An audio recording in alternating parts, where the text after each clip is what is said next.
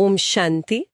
ईश्वरीय परिवार की सभी दिव्य आत्माओं का आज की इस रूहानी महफिल में बहुत बहुत स्वागत है। ओम शांति। आज 22 जनवरी 2026 की साकार मुरली है और मुरली शुरू होते ही बाबा एक ऐसा महावाक्य कहते हैं जो सीधा हमारे पुरुषार्थ की नब्ज पकड़ लेता है। बाबा कहते हैं, पढ़ाई और दैवी कैरेक्टर्स का रजिस्टर रखो। ये सुनते ही मेरे मन में सवाल आया कि क्या हम सिर्फ ज्ञान सुन रहे हैं या सच में अपनी प्रगति का हिसाब किताब भी रख रहे हैं? जी बिल्कुल। और आज की मुरली इसी आत्मनिरीक्षण से राजाई का तिलक प्राप्त करने की विधि पर बहुत गहराई से बात करती है। इसीलिए हम इसका विषय रख सकते हैं, आज्ञाकारी बन राजाई का तिलक प्राप्त करने की विधि। बहुत सुंदर। ये मुरली एक तरह से समझिए कि राजपद पाने के लिए हमारा ट्रेनिंग मैनुअल है। इसमें बाबा बहुत स्पष्ट और प्रैक्टिकल कदम बता रहे हैं। तो इस प्रैक्टिकल गाइड को समझने से पहले क्यों ना हम 1 मिनट के लिए उस गाइड हमारे प्यारे बाप दादा की याद में स्थित हो जाए। हाँ, ये बहुत अच्छा रहेगा जी। ताकि उनके दिए हुए ज्ञान को हम गहराई से अपनी बुद्धि में धारण कर सके। जी चलिए 1 मिनट के लिए हम सभी अपने मन बुद्धि को सब तरफ से हटाकर एकाग्र करते हैं।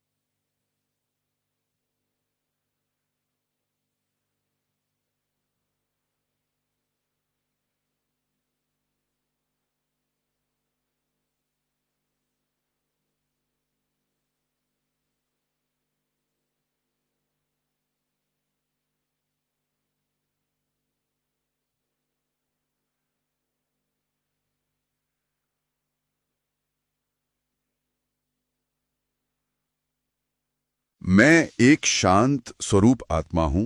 मस्तक के बीच चमकता हुआ एक दिव्य सितारा। मैं अपने परम पिता, परम शिक्षक, सद्गुरु, प्यार के सागर बाप दादा की छत्र छाया में हूं। बाबा की सर्व शक्तियों की किरणें मुझ आत्मा पर पड़ रही हैं। मैं भरपूर हो रही हूं। मैं मास्टर प्यार का सागर हूं। बाबा की हर श्रीमत पर हाँ जी कहने वाली आज्ञाकारी आत्मा हूँ। ओम शांति। ओम शांति। तो मुरली की शुरुआत होती है बाबा के इसी मधुर महावाक्य से। मीठे बच्चे, पढ़ाई और दैवी कैरेक्टर्स का रजिस्टर रखो। रोज चेक करो कि हमसे कोई भूल तो नहीं हुई। जी, ये सिर्फ एक निर्देश नहीं है, इसमें बहुत गहरी जिम्मेदारी का एहसास है। सही बात है। ये राजाई पद पाने का आधार है। बाबा हमें आत्मचिंतन का एक बहुत ही शक्तिशाली साधन दे रहे हैं। देखिए, दुनिया में भी जब कोई बड़ी परीक्षा की तैयारी करता है तो वो मॉक टेस्ट देता है ना। हाँ, अपनी गलतियों को नोट करता है। बिल्कुल। तो ये रजिस्टर भी हमारी रूहानी प्रगति का रोज का मॉक टेस्ट है। ये असल में माइंडफुलनेस की एक प्रैक्टिकल एक्सरसाइज है। जब हम रोज अपनी गलतियों को लिखने के लिए रुकते हैं तो हम अपने ऑटो पायलट व्यवहार को तोड़ते हैं। वाह, मतलब ये सिर्फ गलतियों की लिस्ट नहीं बल्कि अपनी कमजोरियों के पैटर्न को पहचानने का एक नक्शा है। ये तो बहुत शक्तिशाली टूल है। जी, और इसी टूल को इस्तेमाल करते हुए बाबा आज मुरली में मुख्य प्रश्न पूछते हैं। तुम बच्चे किस पुरुषार्थ से राजाई का तिलक प्राप्त कर सकते हो? और बाबा इसका जवाब बिल्कुल सीधा और टूक देते हैं। कोई घुमाव फिराव नहीं। क्या जवाब देते हैं बाबा? ये वफाई अर्थात आज्ञा न मानना हमें उस ऊंच पद से वंचित कर देता है। बाबा ने बेवफाई जैसा इतना कड़ा शब्द क्यों इस्तेमाल किया है? कई बार तो मन अपनी मत भी चलाता है। आपका प्रश्न बहुत अच्छा है। इसे समझना होगा कि यह संबंध किसका किसके साथ है। यह हमारा संबंध स्वयं भगवान के साथ है। हाँ। इस संबंध में उनकी श्रीमत ही हमारे लिए श्रेष्ठ मत है। जब हम अपनी मनमत या परमत को मिक्स करते हैं तो हम उस एक पर भरोसे को तोड़ते हैं। यह एक तरह का आध्यात्मिक विश्वासघात है। इसीलिए बाबा इतना कड़ा शब्द इस्तेमाल करते हैं। ये बहुत स्पष्ट हुआ। तो पहला स्तंभ है वफादारी या आज्ञाकारिता। और बाबा दूसरा बिंदु क्या बताते हैं? दूसरा बिंदु भी इसी से जुड़ा हुआ है। बाबा कहते हैं कोई भी बीमारी सर्जन से छिपाओ नहीं। और यहाँ बीमारी का अर्थ सिर्फ शारीरिक नहीं, मुख्य रूप से आत्मिक कमजोरियां हैं, कोई अवगुण, कोई गलत आदत, कोई छिपा हुआ संस्कार। बाबा जो सुप्रीम सर्जन हैं, उनसे कुछ भी छिपाने से पद कम हो जाता है। मतलब छिपाने का अर्थ है कि हम उस बीमारी को ठीक ही नहीं करना चाहते। बिल्कुल। तो ये दोनों आपस में बहुत गहराई से जुड़े हैं। आज्ञाकारी होने का अर्थ ही है अपनी कमजोरियों को स्वीकार करना और फिर उन्हें ठीक करने के लिए ईमानदारी से सुप्रीम सर्जन के सामने रखना।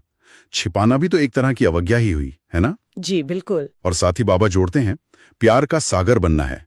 देखिए, जब हम अपनी कमियां स्वीकार करते हैं और बाबा को बताते हैं तो बोझ हल्का हो जाता है। फिर हम दूसरों के प्रति भी अधिक सहनशील और प्रेमपूर्ण बन सकते हैं। इन दोनों पुरुषार्थों को करने के लिए तो बहुत आंतरिक शक्ति की जरूरत होगी। मुझे लगता है मुरली में जिस योग बल की बात की गई है वो यहीं पर काम आता है। आपने बिल्कुल सही कनेक्शन जोड़ा है। बाबा का मुख्य फरमान ही है, मीठे बच्चे, याद की यात्रा के बल से तुम सारे विश्व पर राज्य करो। ये कोई शारीरिक बल या धन बल की बात नहीं है। नहीं, ये है रूहानी शक्ति, योग बल।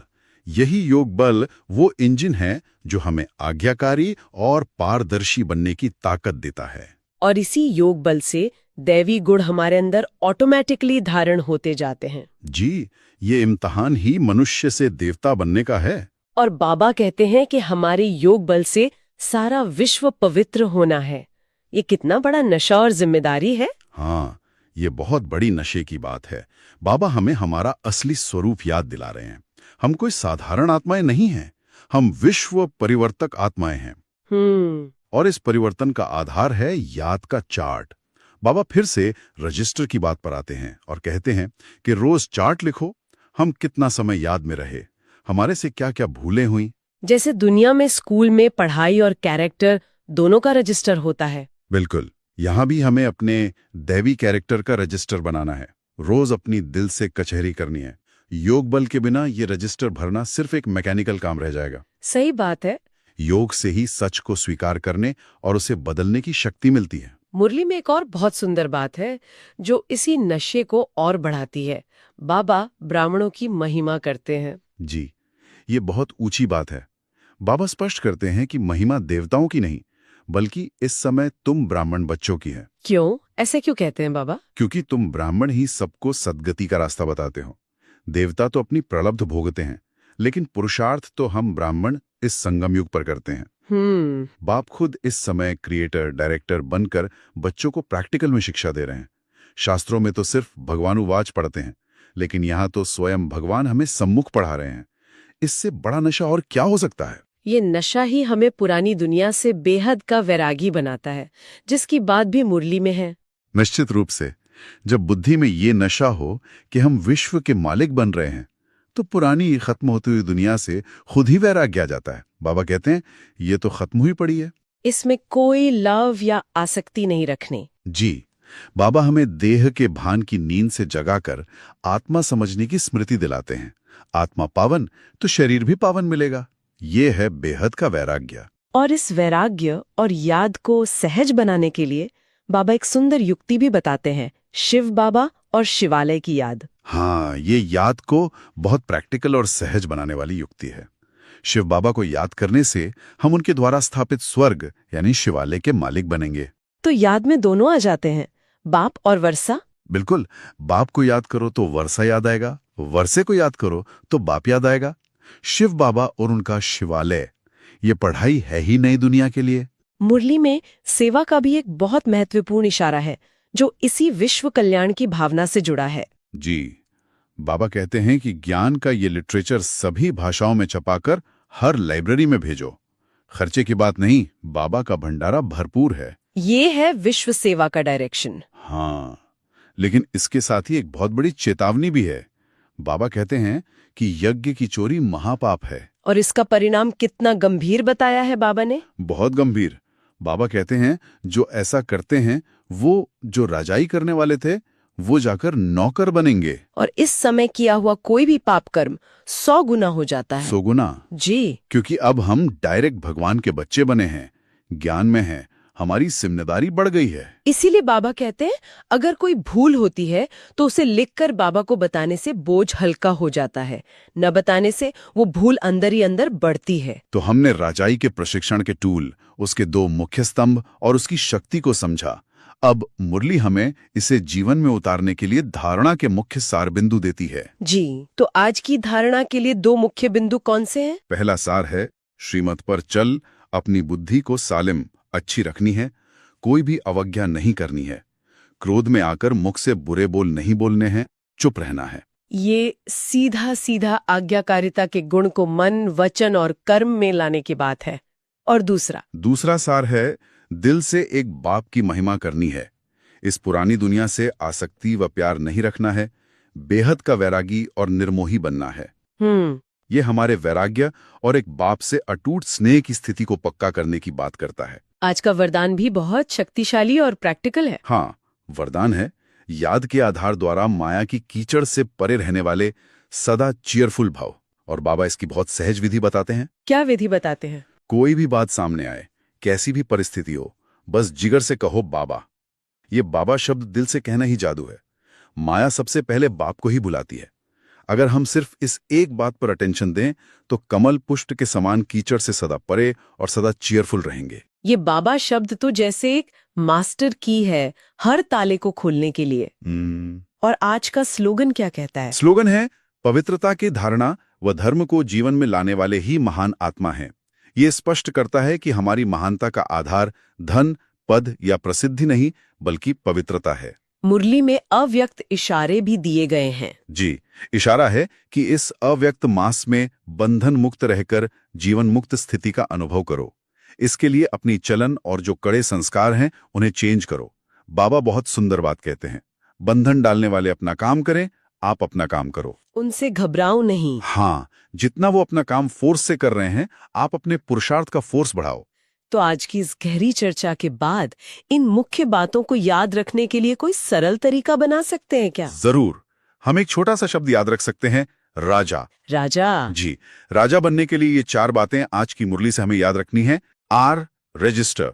रोज अपनी पढ़ाई और दैवी कैरेक्टर का रजिस्टर ईमानदारी से रखो और चेक करो। अच्छा, आर से रजिस्टर। आज्ञाकारी, फरमान बरदार और वफादार बनो, बेवफादार नहीं। हर श्रीमत में हाँ जी। ए से आज्ञाकारी। जे, जादू। हर परिस्थिति में बाबा शब्द का जादू इस्तेमाल करो और सदा चीयरफुल रहो। जे से जादू। वाओ। और आसक्ति मुक्त। पुरानी दुनिया और देह से बेहद का वैरागी और निर्मोही बनो। RAJA। ये तो बहुत ही सुंदर और यादगार तरीका है। इस चर्चा के आधार पे हम अपने अभ्यास के लिए आज खुद से क्या प्रश्न पूछ सकते हैं? हम सब आज ये चिंतन कर सकते हैं। पहला, क्या मैं रोज अपनी पढ़ाई और दैवी कैरेक्टर्स का रजिस्टर केवल लिखता हूं या उस पर एक्शन भी लेता हूं? क्या मैं अपने पैटर्न को पहचान रहा हूं?